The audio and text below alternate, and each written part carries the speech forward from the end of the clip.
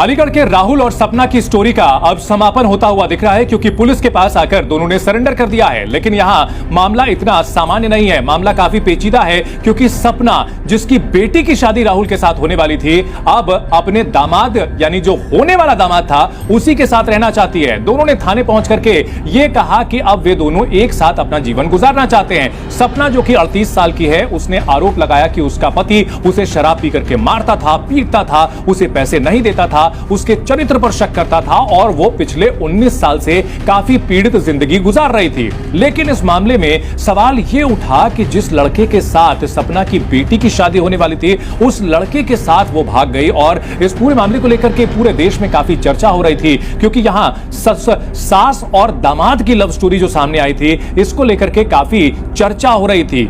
शादी होनी थी 16 अप्रैल को और 6 अप्रैल को सपना अपने घर से गायब हो गई। उसके पति ने यह आरोप लगाया कि 3.5 लाख रुपए कैश और 5 लाख के गहने, जो कि बेटी की शादी में दिए जाने थे, वो लेकर के सपना राहुल के साथ फरार हो चुकी है। यानी 20 साल का वो लड़का जिससे उनकी बेटी की शादी होनी थी। इसको लेकर के पुलिस में जब शिकायत दी गई, पुलिस तलाश कर रही थी। खबर यह आई कि ये दोनों नेपाल बॉर्डर के पास बिहार में छिपे हुए हैं, वहां पर फोन एक्टिव हुआ था। लेकिन जब तक पुलिस उनकी तलाश करती, दोनों ने खुद ही थाने में आकर के यह कह दिया कि अब वे आगे की जिंदगी अपने साथ गुजारना चाहते हैं, दोनों एक दूसरे के साथ गुजारना चाहते हैं। हालांकि यह भी कहा गया था सपना के पति की ओर से कि होने वाले दामाद ने फोन किया था, राहुल ने उन्हें फोन किया था और धमकाया था कि अगर हमें खोजने की कोशिश की तो परिवार को साफ कर दूंगा। इस तरह की धमकी की बात कही गई थी।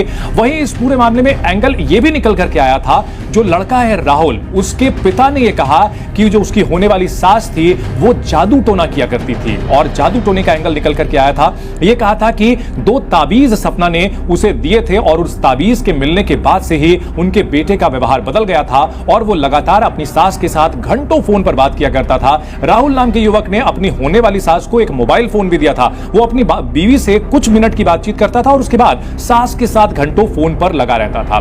देखिए, इस कहानी में कई तरह के एंगल निकाले जा सकते हैं, कई तरह की बातें कही जा सकती हैं, लेकिन संविधान के मुताबिक दोनों ही अडल्ट हैं, यानी बालिग हैं। और रिश्तों का ये कॉकटेल जो तैयार हुआ, इसमें एक चीज साफ है कि जो सपना नाम की महिला है, अगर वो अपने पति को छोड़ करके अपने 20 साल के जो दामाद होने वाला लड़का था उसके साथ अगर रहना चाहती है, तो अपने पति को फॉर्मली तलाक दे करके राहुल के साथ शादी करके रह सकती है। कोई भी कानून उन्हें आपस में रोक नहीं सकता। यहां जो लड़की है जिसकी शादी होने वाली थी राहुल के साथ में, यानी सपना की बेटी, उसने कुछ दिनों पहले यह कहा था कि वो अपनी मां की शक्ल भी नहीं देखना चाहती, राहुल नाम के लड़के की शक्ल भी देखना नहीं चाहती है। वहीं कुछ दिनों पहले सपना के पति ने यह कहा था कि वो उनके लिए मर गई है सपना, उनकी वो शक्ल भी देखना नहीं चाहते, बस वो ये चाहते हैं कि जो रकम और जो गहने लेकर के वो फरार हुई है वो वापस करवाए पुलिस।